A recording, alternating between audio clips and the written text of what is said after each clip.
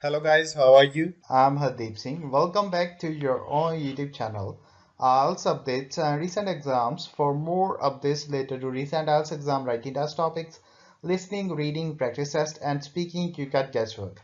Please, guys, participate in everyday listening and reading practice test to achieve your desired band score in your actual IELTS exam. Please hit the like and subscribe button. Press the bell icon for the upcoming notifications. Don't forget like, subscribe and share my YouTube channel and my Facebook page, IELTS updates and recent exams. Part 1. You'll hear a lecturer talking to students about the ozone layer and CFCs.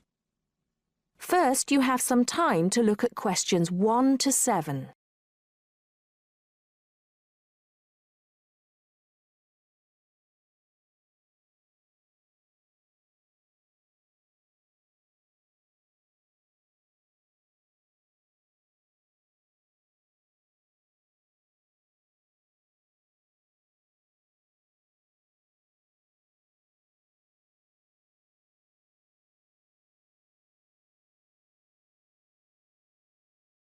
Today, it is well known that CFCs, or chlorofluorocarbons, can do immense damage to the ozone layer, which protects the Earth from harmful radiation from the sun. However, it was as recently as the mid-1970s when the connection between CFCs and ozone layer destruction was first established. The story starts back in 1957, when James Lovelock invented the electron capture detector. This is a machine that can detect very small amounts of a chemical compound in the atmosphere. Indeed, using the machine, it was Lovelock who was the first person to detect the widespread presence of CFCs in the Earth's atmosphere. In 1973, Lovelock, on a research trip which he'd funded himself, measured the amount of CFCs in the atmosphere in the Arctic and in Antarctica, but unfortunately came to the wrong conclusion that CFCs are not harmful to the environment.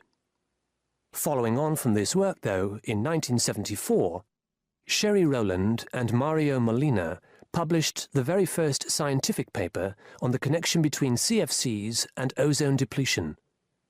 This quickly prompted the world's first ban on the use of CFCs, which was enacted in 1975 by the US state of Oregon.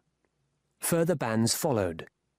In 1978, the United States and several European countries banned the use of CFCs in spray cans. CFCs were still allowed to be used, though, for refrigeration and in solvents.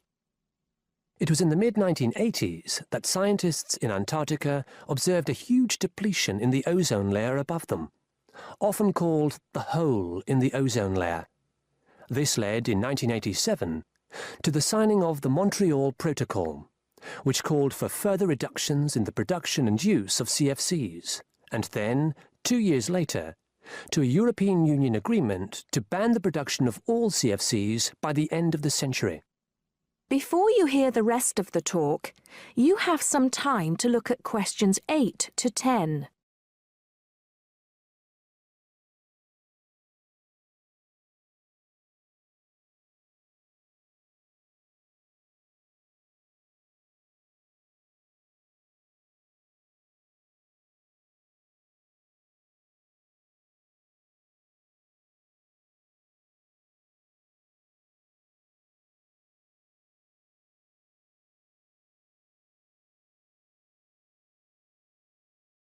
So why exactly are CFCs so harmful? One of the reasons CFCs were so popular in the production of solvents and refrigeration coolants is that they are unreactive. That is, they don't react easily or at all with other chemical compounds. It's this property, however, that also makes them dangerous. Because they are unreactive, it's very difficult for them to be broken down. This gives them a long lifespan, more than 100 years in some cases, and allows them to rise into the upper levels of the atmosphere, the stratosphere, unchanged. There, ultraviolet radiation from the sun starts to break them down, freeing the chlorine atoms from the CFCs. It's this chlorine that helps destroy the ozone there. That is the end of part 1. You now have half a minute to check your answers.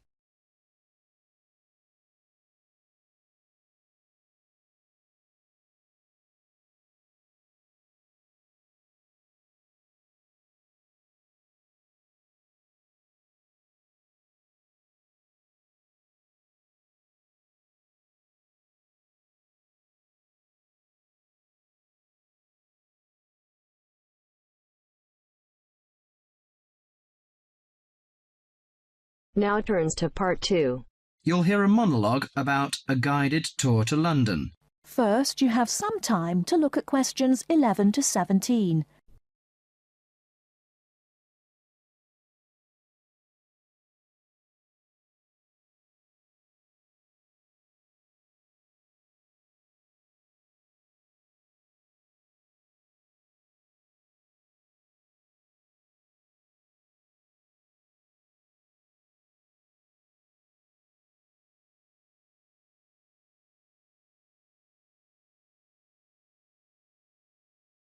Hello, can I just have your attention for a minute? Thank you. My name is Mary Golding. Some of you may recognize me. I used to be a lecturer here at the college, but I changed jobs last year and now I work as the student officer. Okay, well, I'm in today to tell you about a guided tour that we've got going to, London. Well, this will be a good chance for those of you who haven't been to London before to have a look at this beautiful city. I think those of you who come will thoroughly enjoy it. The trip is going to be for 5 days, from the 31st of March, which is a Saturday, to the 4th of April, the following Wednesday. We'll be taking a medium-sized coach, so there'll be 45 places on that. Last time it was a minibus with only 16 places, which proved insufficient for students' needs.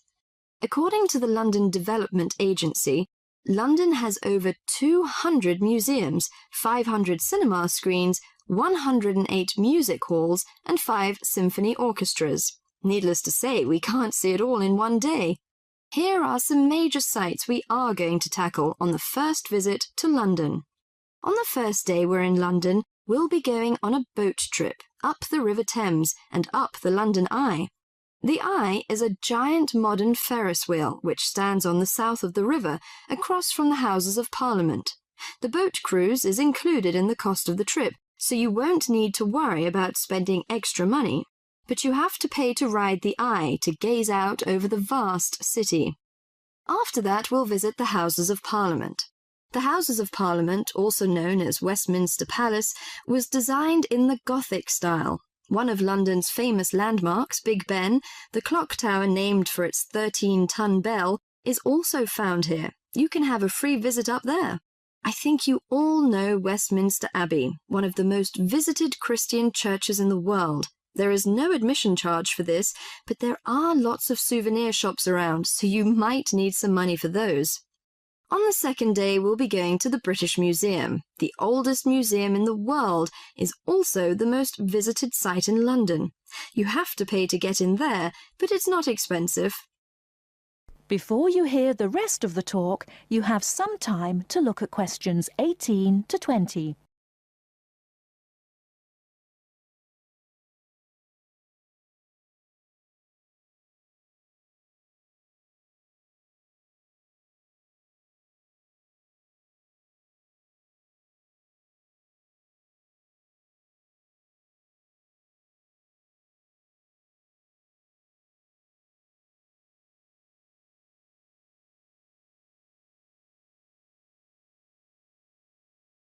Also the most visited site in London. You have to pay to get in there, but it's not expensive. The museum's newly constructed £100 million Great Court, a 2-acre square enclosed by a glass roof, is the largest covered public square in Europe. It is called the Great Court. On the third day, you'll be free to do whatever you like. Personally, I recommend the Natural History Museum. It has over 68 million specimens. Fun exhibits include the Blue Whale exhibit, Rainforest Gallery, Earthquake Experience, and dinosaur displays.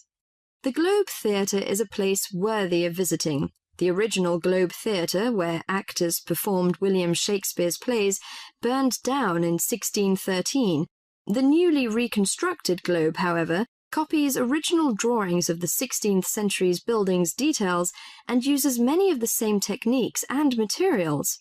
Theatregoers can see performances of Shakespeare's plays, such as Romeo and Juliet and Much Ado About Nothing. If you'd like, can you sign up on this form on the student notice board by Friday? It'll be first come, first served. That is the end of part 2. You now have half a minute to check your answers.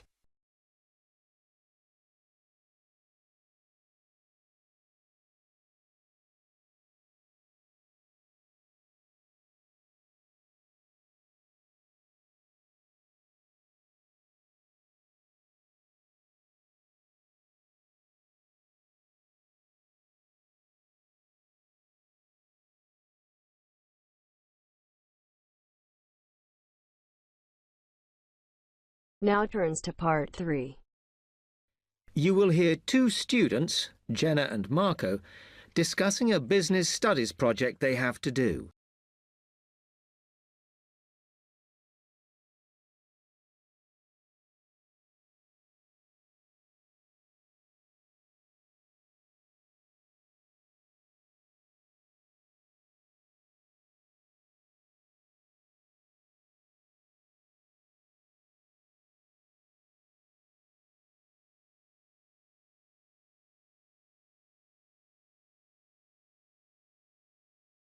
Come on, Marco. We've got to get on and sort out this project for Professor Buckley. Hang on. I want to make sure we've got all the information. Now, where are we? Well, today we need to sort out exactly what we're going to do and how we're going to divide the work up. Okay. How long have we got, by the way? The end of term is April 6th. And he said to hand it in on week 8, so that's March 25th at the latest, because the beginning of that week is the 21st, so not long. Right. Have you got the notes there? Yes. He wants us to do a fairly small-scale study, like the last one, on whether or not businesses were offering more benefits to staff. And we've now got to look at the rise in older workers. It should be fairly straightforward. Yeah, as long as we keep it small. Who's marking it? I don't know. Sometimes he gets the PhD students to mark it for him. Oh, actually, it just says here, a senior lecturer. I suppose it's too much for Professor Barclay to do them all. Yeah. Anyway, how are we going to go about this? Well, we have to decide how big we want it to be and who... Yeah, but I think we must sort out a timetable for the project. Otherwise, nothing will get done. Okay. Do you want to do that? All right. I'll do it as soon as we finish here. Before you hear the rest of the talk, you have some time to look at questions 25 to 30.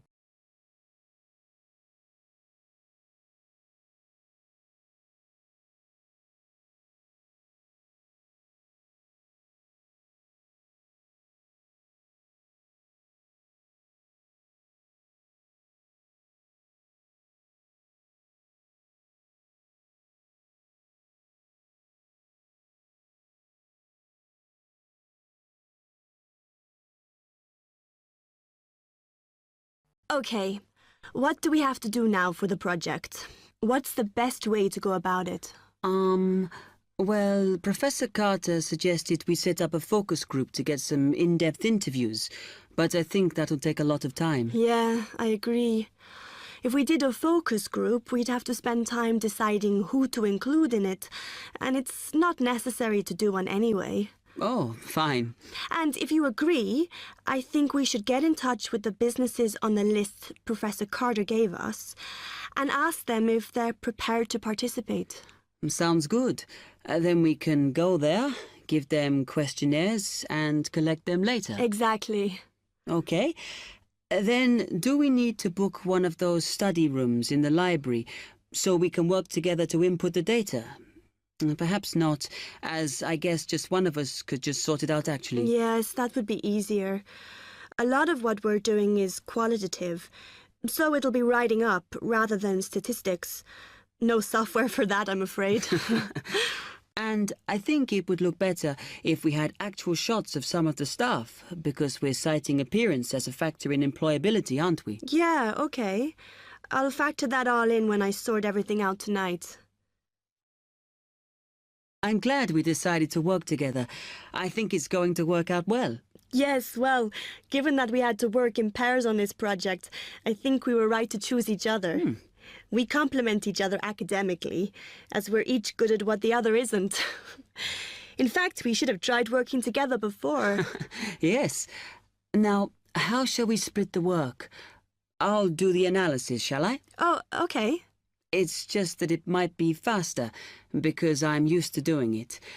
Although your English is better than mine. I need more practice at reading, really.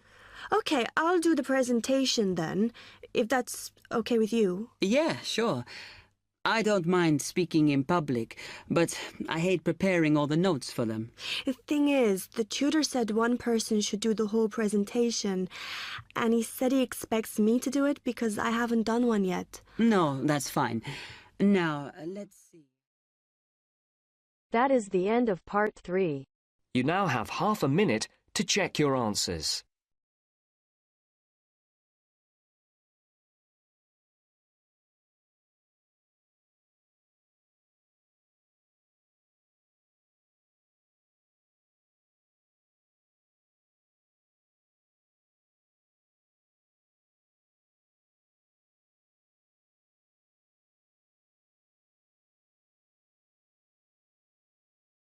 Now turns to part 4.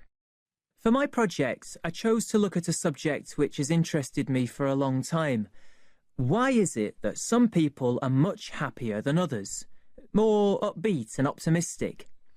First, you have some time to look at questions 31 to 40.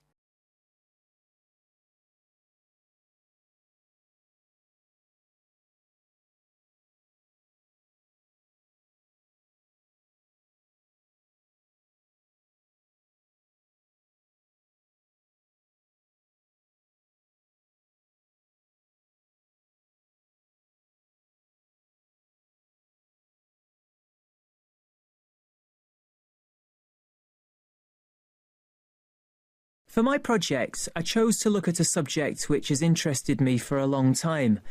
Why is it that some people are much happier than others? More upbeat and optimistic?